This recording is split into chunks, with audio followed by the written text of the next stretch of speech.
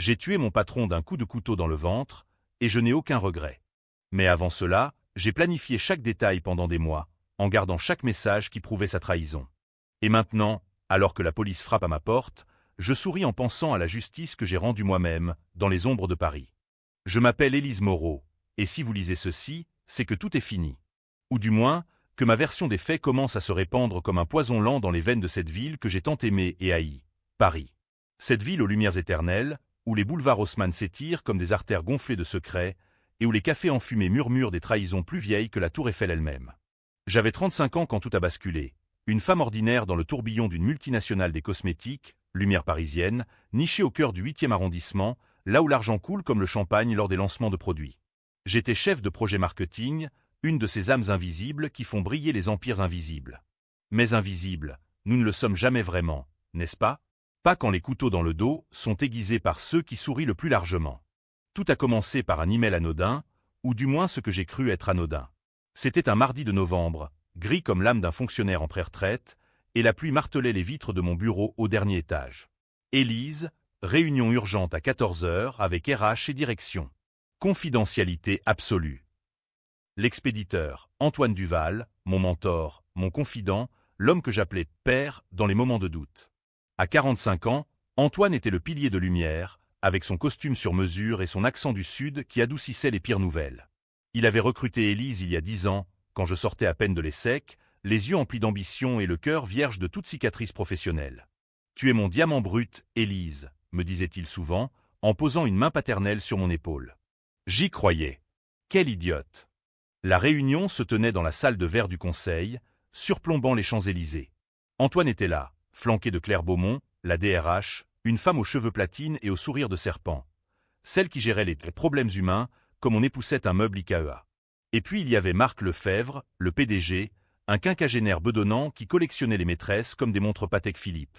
Ils étaient tous là, assis autour de la table en acajou, et moi, en face, comme une accusée devant un tribunal invisible. « Élise », a commencé Antoine, sa voix un peu trop douce, « nous avons un problème avec le projet Éclat Noir. » Éclat Noir, c'était mon bébé, une ligne de parfums sombres inspirés des nuits parisiennes, un mélange de jasmin noir et de musc animal qui avait fait un tabac au test consommateur. J'en étais fier. C'était ma création, née de nuits blanches à griffonner des notes sur des serviettes de café au Procope. Des irrégularités financières, a poursuivi Claire, en glissant un dossier vers moi. Des chiffres, des virements suspects vers des comptes offshore, des factures gonflées pour des fournisseurs fantômes. Au total, un détournement de 250 000 €. Mon estomac s'est noué. Ce n'est pas moi, ai-je murmuré, mais ma voix s'est perdue dans le silence pesant. Marc a pris la parole, son ton paternaliste masquant une lame. « Élise, nous te faisons confiance. Mais les preuves. Elles pointent vers toi. Les emails signés de ton nom, les accès au compte. » J'ai feuilleté le dossier, les mains tremblantes. Tout était là, mon adresse IP, mes initiales sur les contrats. Une toile d'araignée parfaite. Antoine m'a regardé, et dans ses yeux, j'ai vu non pas de la compassion, mais une lueur de triomphe fugace. Triomphe? Non, impossible. Il était mon allié. Ils m'ont suspendu sur le champ, avec un « accord amiable » pour éviter le scandale. Signe, Élise, et on oublie tout, a susurré Claire, son stylo comme une seringue prête à injecter l'oubli. J'ai signé, les larmes aux yeux, pensant que c'était la fin d'un cauchemar. Mais ce n'était que le début. Rentré chez moi, dans mon petit appartement du Marais, avec vue sur les toits en zinc, j'ai ouvert mon ordinateur. Et là, dans les archives oubliées de mon compte professionnel, que j'avais prudemment sauvegardé sur un disque dur externe, j'ai trouvé les premiers fils de la toile. Un email d'Antoine à Marc, daté d'il y a 6 mois, le projet est prêt. Élise a tout fait le sale boulot. On la sacrifie pour couvrir les trous de la fusion. La fusion. L'acquisition ratée d'une start-up italienne qui avait saigné les caisses de lumière. Antoine avait géré ça, avec Marc comme marionnettiste. Ils avaient détourné les fonds pour renflouer leurs poches personnelles, via des sociétés écrans à Monaco. Et moi? J'étais le bouc émissaire idéal, ambitieuse, isolée, sans famille pour me défendre. Ma mère était morte d'un cancer il y a 5 ans, mon père un fantôme alcoolique quelque part en Normandie. Personne pour hurler mon innocence. J'ai lu et relu ces messages toute la nuit, le cœur battant comme un tambour de la Bastille. Chaque mot était une gifle. Élise est loyale, elle signera sans broncher. Fais la terre, Claire, avec une clause de confidentialité en béton. La RH, cette machine à broyer les âmes, avait déjà préparé le piège. J'ai gardé chaque message, screenshot après screenshot, un arsenal numérique que je cachais dans un cloud anonyme, protégé par un VPN hébergé à Genève. Mais la rage, elle bouillonnait, un vin rouge corsé qui montait à la tête.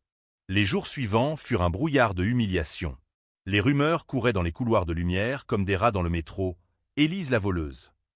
Mes amis, ou du moins ceux que je croyais tels, se sont éloignés. Seule Sophie, ma collègue junior au dreadlock et au cœur d'or, m'a envoyé un texto. C'est du foutoir, Élise. Antoine est un serpent. Sophie.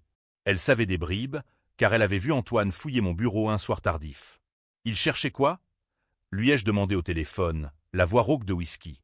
Tes notes sur éclat noir. Et il souriait, Élise. Comme si c'était un jeu. C'était un jeu, en effet. Un jeu où j'étais la pionnière sacrifiée. Mais les pions, parfois, se rebellent. J'ai commencé à creuser, nuit après nuit, dans les sous-sols numériques de lumière. Avec mes compétences en marketing digital, j'accédais encore à certains portails via un backdoor que j'avais laissé. Une négligence de ma part, ou un instinct. J'ai trouvé plus. Des photos d'Antoine avec une jeune stagiaire, des virements vers un compte au nom de sa femme, des emails codés à des avocats véreux. Le tableau se dessinait. Antoine n'était pas seulement cupide, il était un prédateur. Il avait harcelé des employés avant moi, les forçant à signer des NDA pour couvrir ses avances. Claire savait tout, et Marc protégeait le château. Un soir, alors que la Seine charriait ses eaux troubles sous le pont des Arts, j'ai pris une décision. Pas la vengeance immédiate. Non, ça serait trop vulgaire, trop américain. Non, une vengeance à la française, lente, raffinée, empoisonnée de subtilité. J'ai contacté un hacker freelance sur le dark web, un certain Lombre, basé à Lille. Je veux tout, lui ai-je dit lors de notre première visio cryptée. Chaque byte, chaque secret. Il a ri, une voix éraillée comme du gravier. Ça coûtera cher, mademoiselle Moreau. Et risqué. J'ai transféré 5000 €, fruit de mes économies, et attendu. Pendant ce temps, la vie continuait son cirque macabre. J'ai trouvé un job freelance, rédigeant des communiqués pour des galeries d'art dans le 6e, mais mon esprit était ailleurs. Chaque matin, en buvant mon café noir au comptoir de chez Gladine, je relisais les messages. Ils étaient ma Bible, mon talisman. Le jour où la RH a tenté de faire taire la mauvaise femme, murmurai-je à voix haute, provoquant des regards obliques des habitués. La mauvaise femme? C'était moi, désormais. Et je savourais ce titre comme un absinthe amer. L'Ombre a livré la première cargaison une semaine plus tard. Un dossier zip de 2 gigaoctets, rempli de pépites. Des enregistrements audio d'Antoine menaçant Claire. Si tu parles, je te ruine. Des contrats falsifiés où mon nom apparaissait en filigrane. Et puis, le clou, un email de Marc à Antoine, Élise est parfaite. Une fois qu'on l'aura brisé, le projet éclat noir sera à nous, sans tâche. Brisé. Ce mot m'a fait trembler, non de peur, mais de fureur pure. J'ai imprimé tout ça, rangé dans une boîte à chaussures sous mon lit, à côté de la photo de ma mère, celle où elle rit, avant la maladie.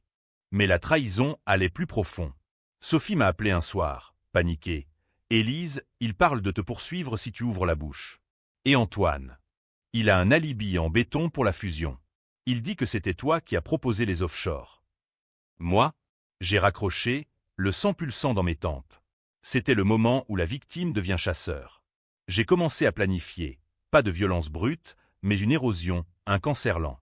D'abord, des fuites anonymes sur LinkedIn, des posts cryptés sur des forums RH français.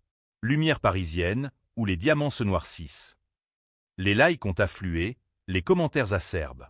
Puis, un appel anonyme à un journaliste du Canard enchaîné, ce vieux renard satirique qui adore débusquer les hyènes du pouvoir.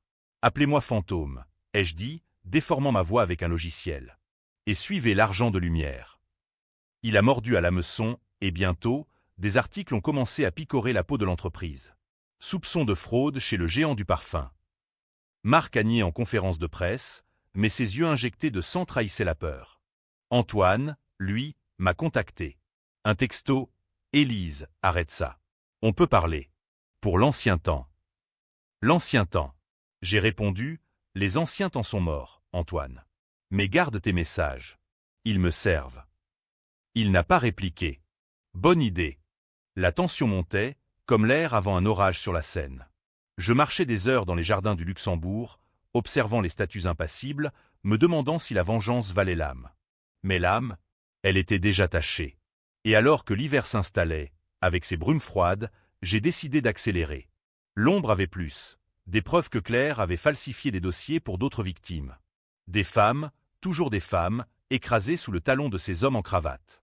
Un soir, seul dans mon appartement, j'ai ouvert une bouteille de Bordeaux et tracé le plan sur une feuille. Phase 1, exposer les mensonges. Phase 2, isoler les traîtres. Phase 3. La lame. Pas littérale, pas encore. Mais l'idée germait, un fantasme qui me réveillait en sueur. Était-ce la justice ou la folie? À Paris, la ligne est fine, comme le fil d'une guillotine. Les semaines suivantes furent un ballet macabre, une valse viennoise jouée sur des cordes tendues à rompre. Paris, cette putain capricieuse, m'offrait ses plus beaux spectacles pour mieux me narguer.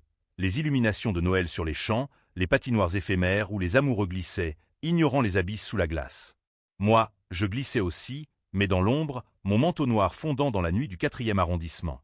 J'avais loué un bureau minuscule rue de Birague, près de la place des Vosges, un antre de freelance où l'odeur de vieux livres se mêlait à celle du café brûlé. Là, je tissais ma toile, fil par fil, message par message.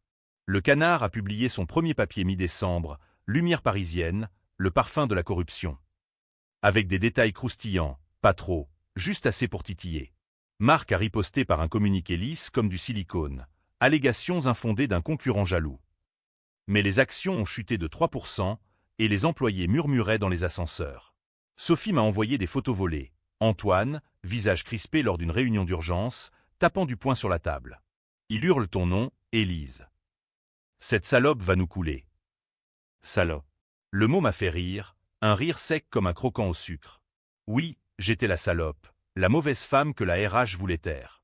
J'ai approfondi avec l'ombre. Nos échanges étaient cryptés, des ombres numériques dans le vide. J'ai hacké le serveur RH, m'a-t-il annoncé un soir, sa voix pixelisée. Claire garde tout, NDA, plainte classée, même des vidéos. Vidéos? Mon cœur a sauté un battement. Envoilé.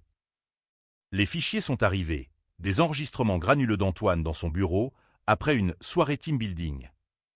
Une stagiaire, à peine 20 ans, en larmes, repoussant ses mains. Signe ça, ou ton contrat saute. La fille, appelons-la Léa, avait signé, et disparu des radars. Combien d'autres? L'ombre en comptait 5, au moins, sur 3 ans. La rage s'est muée en un feu froid, calculé. J'ai contacté Léa via un faux profil sur Facebook, me faisant passer pour une ancienne de lumière. Je sais ce qu'il t'a fait, et je peux t'aider à parler. Elle a hésité, puis répondu, « Qui êtes-vous » ? Une sœur d'armes, ai-je tapé, les doigts volants sur le clavier. On s'est vu au café de Flore, sous les portraits de Sartre et Beauvoir, ironie du sort, ces fantômes féministes veillant sur nous. Léa était frêle, les yeux cernés, un café intact devant elle. Il m'a promis une promotion, a-t-elle chuchoté. Puis il a ri quand j'ai dit non. J'ai sorti mon téléphone, lu un extrait des messages d'Antoine. Ses yeux se sont écarquillés. Vous avez ça. On a formé un pacte, là, au milieu des touristes et des intellectuels en déroute. Léa contacterait un avocat spécialisé en harcèlement, et je fournirais les preuves. Mais pas tout, je gardais les cartes maîtresses pour plus tard. On les frappe au portefeuille d'abord, lui ai-je dit. Puis au cœur. Elle a hoché la tête, un éclat nouveau dans le regard. Pour la première fois depuis des mois, je n'étais plus seul. Claire Beaumont fut la première à craquer. Fin décembre, un anonymous leak sur Mediapart, ses emails internes, où elle conseillait à Marc de neutraliser Élise Moreau par tous les moyens légaux. Les moyens incluaient des menaces voilées, des enquêtes privées pour fouiller mon passé. Ils avaient même déterré l'accident de ma mère, insinuant que j'étais instable. Le scandale a éclaté comme un feu d'artifice raté. Claire a démissionné le lendemain, un communiqué larmoyant sur raison personnelle. Mais je savais, elle se cachait dans sa villa de Deauville, attendant que la tempête passe. Antoine, lui, contre-attaqua. Il m'a appelé, numéro masqué, mais je reconnus sa respiration haletante. « Élise, tu joues à quoi? Arrête, ou je te jure. » « Tu jures quoi, Antoine? Que tu vas me briser encore. » Il a ri, un rire forcé. « Tu n'as rien. Des ragots de bureau. » J'ai envoyé un screenshot. Juste un, celui de l'email sur la fusion. « Rappelle-moi quand tu auras vu ça. » Silence radio pendant 48 heures. Puis, un texto, « Rencontrons-nous. » Neutre. Le Fouquet S, demain 19h. Le Fouquet S, ce temple du paraître sur les champs, avec ses banquettes en velours et ses serveurs en gants blancs. J'y suis allé en tailleur noir, maquillage impeccable, comme pour un enterrement.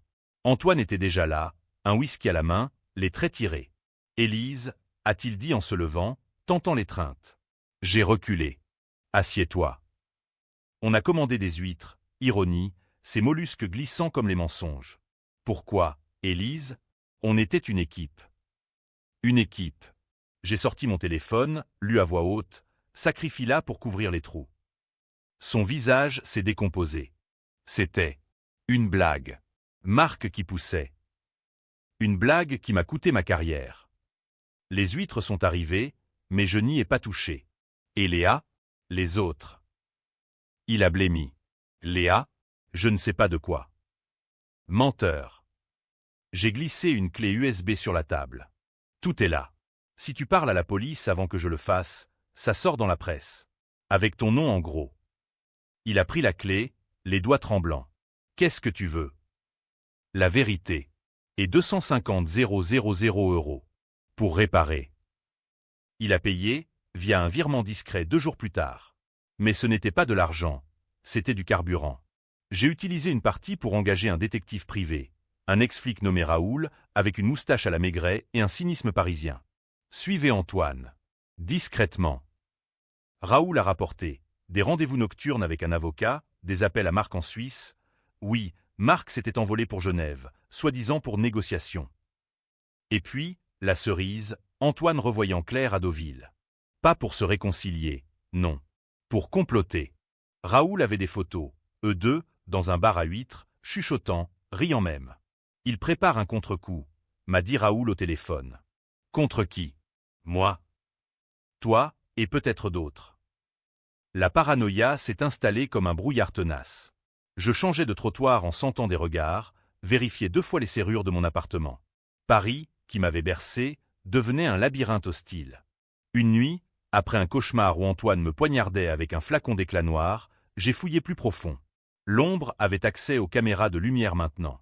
J'ai vu une vidéo, Marc, dans son bureau, détruisant des documents, mais pas avant qu'une ombre d'Antoine ne les scannait. « On les garde pour nous », murmurait Marc. « Pour nous. » Le duo infernal. J'ai décidé de frapper plus fort. Avec Léa et 2 autres victimes, une ancienne graphiste nommée Amélie et une comptable, Fatima, on a formé un petit noyau. Rencontre secrète dans un bistrot du 11e, le Petit Marché, où l'odeur de cassoulet masquait nos voix basses. On porte plainte collective, ai-je proposé. Harcèlement, fraude, tout. Amélie, avec ses tatouages discrets et son accent marseillais, a hoché la tête. Mais Élise, et s'il nous écrase? Fatima, voilée et résolue, a ajouté, ils l'ont déjà fait. Mais ensemble. On a contacté Me. Duval, ironie du nom, un avocat féministe connu pour ses plaidoiries incendiaires au tribunal de Paris. Vos preuves sont solides, a-t-elle dit lors de notre première consultation, dans son cabinet haussmannien imprégné d'odeur de lavande. Mais préparez-vous à la boue. Ils vous saliront. Elle avait raison. Le lendemain, un article anonyme sur un blog d'entreprise, Élise Moreau, l'instable qui invente des scandales. Avec des sources internes, citant mon alcoolisme et mon deuil non résolu. La boue. Mais la boue colle, et bientôt, d'autres voix se sont levées. Sur Twitter ou X, comme on dit maintenant, Me Tout Lumière a émergé, porté par des anonymes. Des histoires de mains baladeuses, de promotion conditionnelle. Marc a tenu une conférence, larmes aux yeux, nous soutenons les victimes. Crocodile Tears. Antoine a disparu de la circulation, son profil LinkedIn gelé. Janvier est arrivé avec son froid mordant, et mon plan entrait en phase 2, l'isolement. J'ai envoyé à Antoine un colis anonyme, la clé USB, plus une lettre manuscrite. Traître une fois, traître toujours. Regarde derrière toi. Il a paniqué. Raoul l'a vu engager un bodyguard, un gorille tatoué qui le suivait comme une ombre. Claire, de son côté, a posté sur Instagram des selfies zen à Deauville, mais ses mains tremblaient sur les verres de vin. Une nuit, alors que la neige rare saupoudrait les toits, j'ai reçu un appel de l'ombre. Élise, ils savent pour moi. Ils ont tracé un IP. Mon sang s'est glacé. Fuis. Il a ri. Trop tard. Mais j'ai un cadeau d'adieu. Un dernier fichier, un enregistrement audio de Marc et Antoine, dans une suite d'hôtels à Cannes. Élise est le problème. on l'a fait taire pour de bon. Un accident. Un accident. Le mot a résonné comme un glas. C'est là que la lame est devenue réelle. Pas un couteau encore, mais un scalpel. J'ai acheté un flingue illégal, bien sûr, via un contact de Raoul dans le 18e. Pas pour tuer, me disais-je. Pour menacer. Mais les nuits sans sommeil, bercées par les sirènes de la police, effaçaient la ligne. Sophie m'a mise en garde. Élise, la vengeance te bouffe. Deviens pas comme eux. Trop tard. J'étais déjà la mauvaise femme. Et alors que février pointait son nez rougi, le piège se refermait. Marc rentrait de Suisse, Antoine sortait de sa tanière. Le Fouquet est-ce encore? Non. Cette fois, les catacombes. Littéralement. Paris à ses entrailles, et j'allais y descendre. Février à Paris est un amant cruel. Il promet le printemps avec ses premiers crocus dans les Tuileries, mais vous gifle avec des vents glacés venus de la Marne. Moi, Élise Moreau, je marchais ces jours-là comme une ombre parmi les ombres, mon nouveau manteau en laine noire acheté d'occasion au marché aux puces de Saint-Ouen. Le flingue pesait dans mon sac, un Beretta 92 FS acheté 800 € à un dealer aux yeux fuyants, près de la porte de Clignancourt. Pas de questions, mademoiselle, avait-il marmonné. Je n'en posais pas. Les questions étaient pour les vivants innocents. Moi, j'étais déjà damné. Le secret enterré, celui qui me rongeait plus que les trahisons d'Antoine, remontait à ma mère. Pas l'accident qu'ils avaient déterré, non. L'accident était une façade. La vérité, un cadavre que j'avais aidé à inhumer, métaphoriquement. Maman, Claire Moreau, n'était pas morte d'un simple crash de voiture en rentrant d'une soirée arrosée. Non, elle avait été poussée. Par son amant, un certain Henri Duval. Oui, Duval, comme Antoine. Le frère aîné d'Antoine, un magnate de l'immobilier qui avait ruiné maman dans une affaire de terrain frauduleux à Neuilly. Elle avait découvert ses magouilles, menacée de parler aux flics. Une nuit pluvieuse de 2018, sur la N1014, Henri avait discuté avec elle au volant. Le virage, le choc, les débris. Officiellement, alcoolémie. Mais j'avais les messages, ce que maman m'avait envoyé avant. Élise, Henri est dangereux. Il a tué pour moins que ça. Protège-toi. J'avais gardé ça pour moi, par honte, par peur. Enterrer le téléphone de maman dans le jardin de notre maison normande, avec ses preuves numériques. Mais maintenant, Antoine savait-il? Était-ce pour ça qu'il m'avait choisi comme bouc? La coïncidence me rongeait. Raoul, mon détective, creusait. Henri est mort l'an dernier, cancer. Mais Antoine hérite de tout. Et il déteste les fantômes. Fantômes. J'en étais un. La phase 3 du plan, l'isolement total, commençait par un appât. J'ai envoyé à Antoine un email spoofé, depuis une adresse henriduval@ghost.fr. Frère, Élise c'est pour maman Moreau. Rendez-vous aux catacombes, entrée d'Enfer Rochereau, minuit. Seul. Les catacombes, ces ossuaires souterrains où Paris entassait 6 millions de squelettes, un labyrinthe de tibias empilés comme des livres maudits. Parfait pour un face-à-face. La nuit était claire, lune gibbeuse filtrant à travers les grilles. J'avais payé un guide, un clochard du coin qui connaissait les accès illégaux pour 50 €. On a descendu les escaliers humides, l'air chargé d'une odeur de terre et de mort ancienne. Resté sur le sentier, a-t-il grogné avant de filer. Je marchais, lampe torche en main, le flingue chargé dans ma ceinture. Les murs de crâne me fixaient, accusateurs. Étais-je folle? Oui. Mais la folie a ses raisons. Antoine est arrivé à minuit pile, silhouette trapue dans son Burberry, une lampe de poche tremblotante. Élise, c'est toi. Sa voix résonnait, écho caverneux. Je suis sorti de l'ombre, visage masqué par un foulard. Henri t'envoie ses salutations.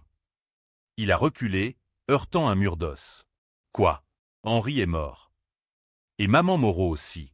Grâce à lui. Et toi, tu as fini le boulot en me sacrifiant. Les mots sortaient comme du venin, précis, empoisonnés. Il a bafouillé. Je ne savais pas pour maman. Henri n'a jamais. Menteur. J'ai sorti le flingue, le pointant sur son ventre bedonnant. À genoux. Il a obéi, les yeux écarquillés. Élise, s'il te plaît. C'était le boulot. La fusion. Marc m'a forcé. Marc. Toujours Marc. Appelle-le. Maintenant. Dis-lui que tu confesses tout. Tremblant, il a composé le numéro. Marc, c'est moi. Je dois tout dire. La fraude, Élise, les harcèlements. J'entendais la voix de Marc. Tini. Quoi? T'es bourré. Antoine a raccroché, en sueur. Il vient. Il dit qu'on règle ça ensemble. Ensemble. L'arrogance des puissants. J'ai attaché Antoine avec une corde trouvée dans les tunnels, vestige d'explorateur urbain, le bâillonnant avec son propre foulard. Attends ici. Avec les morts. Il geignait, mais je m'en fichais. Dehors, j'ai attendu Marc dans la nuit, près d'une bouche d'égout. Il est arrivé en Mercedes noire, descendu comme un seigneur en son domaine. Antoine, a-t-il appelé. Je suis apparu, flingue baissé mais visible. Moi, c'est Élise. La mauvaise femme. Sa surprise a duré une seconde. Puis, son sourire carnassier. Ah, la petite ambitieuse. Tu crois que ça change quoi? Il a sorti son téléphone, comme pour appeler la police. J'ai levé le Beretta. Pose-le. Ou je tire. Il a obéi, riant doucement. Tu n'es pas une tueuse, Élise. Juste une blessée. Blessée. Le mot a piqué. Tu as raison. Mais toi, tu le hais. Pour Léa, Amélie, toutes. On a descendu ensemble, moi derrière, le poussant vers les profondeurs. Antoine était là, ligoté, yeux fous. Marc l'a vu et a pâli. Qu'est-ce que... La vérité, ai-je dit. Confesser. Pour la fraude, les viols moraux. Marc a ri, un rire qui ricochait sur les os. Viol, c'est du business, Élise. Les faibles signent, les forts gagnent. Antoine a marmonné à travers le bâillon. Marc, aide-moi. Marc l'a regardé, froid. T'es faible, Antoine. Toujours été. Et là, le premier lacet, Marc a sorti un couteau de sa poche, un Lederman élégant. Laisse-moi la finir, et on oublie. Le choc m'a figé. Antoine, son frère d'armes, trahi par Marc pour sauver sa peau. J'ai tiré, pas sur lui, sur le plafond, un éclat de pierre tombant comme une sentence. Non. Marc a bondi, mais j'étais plus rapide, le plaquant contre un mur de fémur. Le couteau a cliqueté au sol. À genoux, tous les deux. Ils ont obéi, deux titans réduits à des mendiants. J'ai enregistré leur confession sur mon téléphone. Aveux larmoyants, détails sordides. La fusion était un vol. Élise innocent. Les harcèlements. Oui. Mais le secret de maman a surgi comme un spectre. Antoine, en pleurs, Henri. Il m'a dit pour l'accident. C'était elle ou moi. J'ai couvert, Élise. Pour la famille. Famille. Le dernier fil. J'ai failli tirer, là, dans l'odeur de moisi et de trahison. Au lieu, j'ai reculé. Sortez. Et priez pour que je garde ça. Ils ont filé, boitant dans les tunnels, me laissant avec l'écho de leurs pas. Dehors, l'aube pointait, rose sur les toits. J'ai envoyé l'enregistrement à Meux. Duval. On y va. Les plaintes ont été déposées le lendemain, un raz-de-marée médiatique. Justice pour Élise à Trandé, des manifs devant Lumière, des résignations en cascade. Marc arrêté pour fraude, Antoine pour complicité. Claire, interrogée, a craqué, ils m'ont forcé. Mais la victoire avait un goût de cendre. Sophie m'a appelé. Élise, la police veut te parler. Pour les catacombes. Évidemment. Raoul avait été suivi. La loi, cette garce impartiale, me rattrapait. Et le twist? Dans les interrogatoires d'Antoine, il a révélé. Élise savait pour Henri depuis le début. Elle a manipulé tout ça pour venger sa mère. Vrai, en partie. La presse s'est divisée, héroïne ou manipulatrice. Les féministes me portaient au nu, les conservateurs me traitaient de folle vengeresse. Paris bruissait de débats, cafés et bistrots divisés en camps. Moi, j'attendais mon tour au tribunal, le flingue caché, prêt à tout. Mars est le mois des dupes à Paris. Les cerisiers fleurissent faussement, promettant un renouveau qui n'arrive jamais avant les orages. Mon appartement du Marais, autrefois un havre de bougies diptyques et de vinyles de Piaf, était devenu une forteresse assiégée. Journaux entassés à la porte, flash de paparazzi filtrant par les volets clos. Élise Moreau, victime ou vengeresse? Titrait Le Monde, avec ma photo d'identité floue en première page. Les réseaux sociaux bouillonnaient, un chaudron de sorcière où je passais de icône MeToo à psychopathe en herbe en un scroll. J'adorais ça, secrètement. La division, c'était mon arme ultime. Faire de la justice un débat, un cirque où personne n'a raison. Mais Duval m'avait briefé. Le procureur va te convoquer pour extorsion et port d'armes illégales. Mais avec les confessions, on peut plaider légitime défense morale. Légitime défense. J'ai ri, seul devant mon miroir craquelé. Mon reflet montrait une femme aux yeux creux, une cicatrice fraîche sur la joue, souvenir d'une chute dans les catacombes ou d'une griffe d'Antoine. Peu importe. La mauvaise femme avait des marques, désormais. Antoine et Marc pourrissaient à Fresnes en attendant leur procès. Antoine avait tenté le suicide, une tentative ratée avec des draps noués, selon les échos de Raoul. Il pleure sa mère, m'a dit le détective au téléphone, sa voix rauque de gauloise. La vraie, pas la tienne. Ironie. Marc, lui, négociait des deals avec les Fed pour balancer des politiciens impliqués dans la fraude. Il te vendrait pour une remise de peine, a ajouté Raoul. Je savais. C'était le genre d'homme à larder ses ennemis pour un sursis. Léa, Amélie et Fatima étaient mes boucliers. On s'est vus à nouveau, cette fois au tribunal de Paris, pour une audience préliminaire. Les marches en pierre usée, gardées par des CRS stoïques, grouillaient de journalistes. Élise. Un mot pour les femmes, hurlait une reporter de France Info. J'ai souri, caméra en batterie, la parole est notre couteau. Utilisez-la. Les flashs ont explosé. À l'intérieur, salle 17, Duval a plaidé comme une furie. Ma cliente a été trahie, calomniée, forcée à l'autojustice par un système qui protège les puissants. Le juge, un barbu à lunettes, a hoché la tête, mais ses yeux disaient « on verra ». Dehors, la foule. Un mélange de soutien avec pancarte « Justice pour Élise » et de contre hurlant « Anarchie ». Un œuf a volé, m'éclaboussant le manteau. Salope vengeresse. A craché une femme d'âge mûr, probablement une ex-épouse de cadre. J'ai essuyé, impassible. La division me nourrissait. Elle divisait aussi mes ennemis. Claire Beaumont fut la clé du chaos. Convoquée comme témoin, elle est arrivée en tailleur Chanel, cheveux lissés, mais le masque craquelait. Je n'ai rien fait, a-t-elle juré sous serment. Mais Duval a sorti les emails, neutralisez-la par tous les moyens. Claire a rougi, bégayé. C'était sous pression. Pression. Le mot a fait ricaner la salle. Puis, le coup de théâtre. J'ai fait projeter l'enregistrement des catacombes. Voix de Marc, un accident. La salle a octé. Claire s'est effondrée en sanglots. Il voulait la tuer. Moi aussi, il m'aurait. Trahison en chaîne. Marc, depuis sa cellule, a nié par avocat, montage. Le soir, seul avec un verre de Calvados, hommage à la Normandie de maman, j'ai reçu un colis. Sans expéditeur. Dedans, une photo de moi dormant, prise par la fenêtre. Et une note, arrête ou c'est ton accident. Le cœur battant, j'ai appelé Raoul. C'est Antoine. Il a des contacts dehors. Raoul a promis de creuser, mais je sentais le piège se refermer. La vengeance, cette maîtresse jalouse, exigeait plus. Du sang, peut-être. Le lendemain, twist dans le twist, un article du Figaro révélait mon secret. Élise Moreau, vengeance personnelle pour un accident familial. Ils avaient déterré les messages de maman via un leak d'Antoine. Henri Duval impliqué dans la mort de Claire Moreau, 2018. La presse s'emballait. Étais-je innocente ou une calculatrice qui avait attendu 5 ans pour frapper? Les féministes hésitaient. Vengeance légitime, mais manipulée.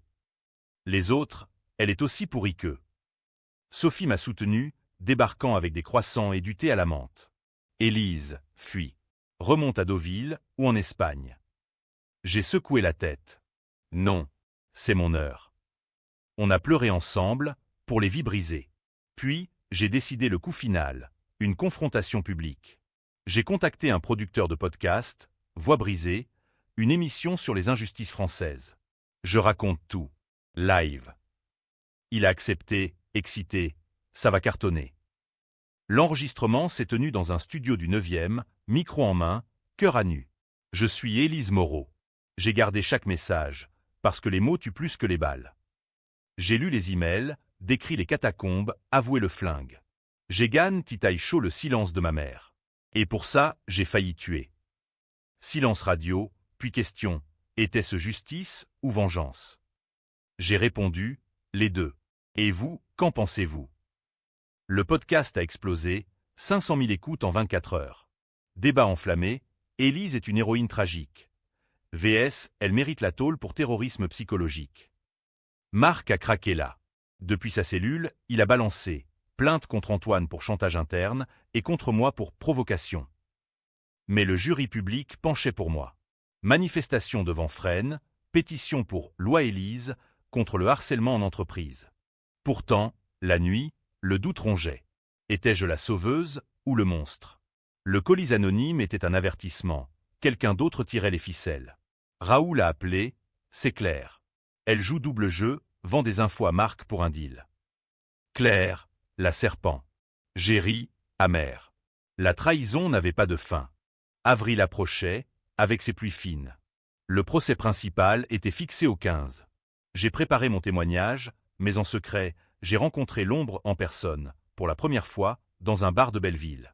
Un gamin maigre, 20 ans, avec un hoodie et des yeux hantés. « Pourquoi m'aider » ai-je demandé. « Parce que ma sœur s'est suicidée après un boss comme ça. » On a scellé un dernier hack, exposé les comptes offshore de Marc en live, pendant le procès. La tension était électrique, comme l'air avant la foudre sur Montmartre. Sophie m'a offert un talisman, un bracelet en perles noires. Pour te rappeler qui tu es. Mais qui étais-je? La fille de Claire Moreau ou la tueuse des catacombes? Le jour J, le palais de justice grouillait. J'ai marché la tête haute, ignorant les huées. À l'intérieur, le verdict se dessinait. Mais avant, un appel anonyme, Élise, fuis. Ils ont un témoin contre toi. Qui? Le twist final approchait, et avec lui, le couteau dans mon propre ventre. Le 15 avril, Paris s'éveillait sous un ciel laiteux, indécis comme l'opinion publique.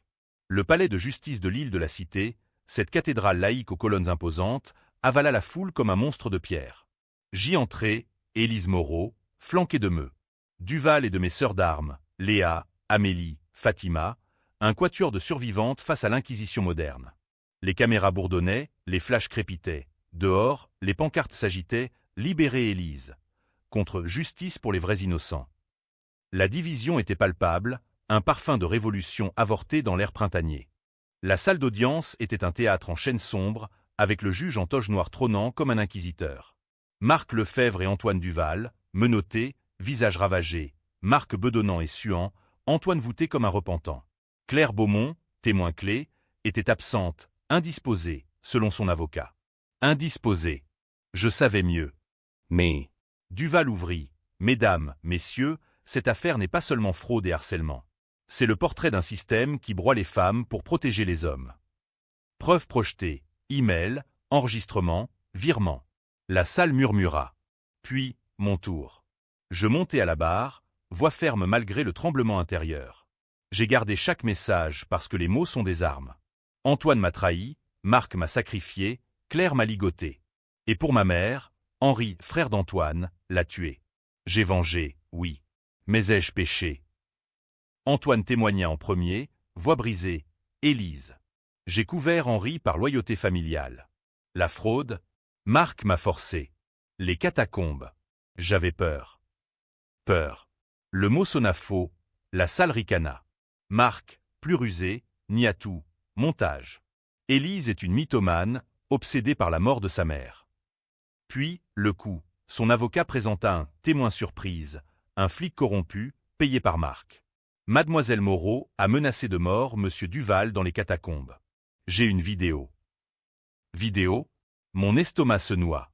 Projeté, image floue, moi avec le flingue, criant « Confessez ou je tire ». Pas de contexte. La salle octa, le juge fronça les sourcils. Mais Duval contre-attaqua. Manipulé. Voici l'intégralité. L'enregistrement complet joua, aveux, pleurs. Mais le mal était fait. Les jurés, des Parisiens ordinaires, mixtes de banlieusards et de bobos, se divisèrent visiblement, murmures approbateurs d'un côté, hochements sceptiques de l'autre. C'est alors que l'ombre frappa. Pendant le témoignage de Marc, mon téléphone vibra, un signal. Sur les écrans du tribunal, acte discret, une vidéo live, les comptes offshore de Marc, drainés en temps réel vers des associations féministes. Justice redistribuée, titrait le flux anonyme. Chaos, Marc hurla, c'est elle. Le juge suspendit l'audience, la salle explosa en cris. Dehors, sirène hurlante, redistribution justice trendait mondialement. Claire arriva enfin, escortée, pâle comme un linceul. Je témoigne, balbutia-t-elle. Sous serment, Marc m'a promis l'immunité si je mentais sur Élise. Mais j'ai peur. Peur de quoi? De moi? Puis, Le twist final, celui qui causa les débats interminables. Claire sortit une lettre. De votre mère, Élise. Trouvée dans les archives RH. Lettre de maman, datée de 2018. Ma fille chérie, si je meurs, ne venge pas vie. Mais si tu dois, fais-le proprement. Signé, mais avec un post-scriptum, Henri n'est pas le seul. Antoine savait tout. Et moi, j'ai accepté de l'argent pour me taire. Le choc me frappa comme un coup de poignard. Maman avait pris l'argent pour se taire sur la fraude d'Henri. La salle retint son souffle, juré bouche bée. J'étais la fille d'une complice. La vengeance, un cycle familial. Antoine pleura. Ta mère. Elle a voulu nous protéger tous. Marc rit, hystérique, hypocrite. Comme sa fille. Le verdict tomba 2 jours plus tard, après délibéré fiévreux. Marc, 15 ans pour fraude et tentative de meurtre, elle accident avoué sous pression. Antoine, 8 ans, avec sursis partiel pour coopération. Claire, 3 ans avec sursis pour faux témoignage. Moi, acquitté pour les catacombes, légitime défense, mais 2 ans probation pour port d'armes. Et la lettre, classée circonstance atténuante, mais le poison était injecté. Étais-je héroïne ou héritière de corruption? Paris me vomit. Les soutiens se tarirent, pétition contre l'impunité des vengeurs. Léa et les autres m'écrivirent. Tu nous as libérés, Élise. Mais à quel prix? Sophie m'offrit un billet pour Lisbonne. Recommence. J'hésitais, mais restais. Ouvris un blog, message gardé, pour les victimes. Succès modéré, débat enflammé, Élise sauve ou détruit. Un soir de mai, sous les marronniers en fleurs du Luxembourg, je revis Antoine, libéré sous bracelet, ombre de lui-même. Pardon, murmura-t-il. Je souris, trop tard. Pas de couteau, les mots suffisaient. Mais dans mon sac, le Beretta dormait toujours. Était-ce une fin heureuse? Tragique? Les cafés parisiens en discutent encore. Certains me voient martyr, d'autres monstre. Moi, je vis, gardant chaque message, attendant le prochain trahison. Paris, après tout, est une ville de seconds actes. Et la mauvaise femme, elle n'est jamais vraiment tête.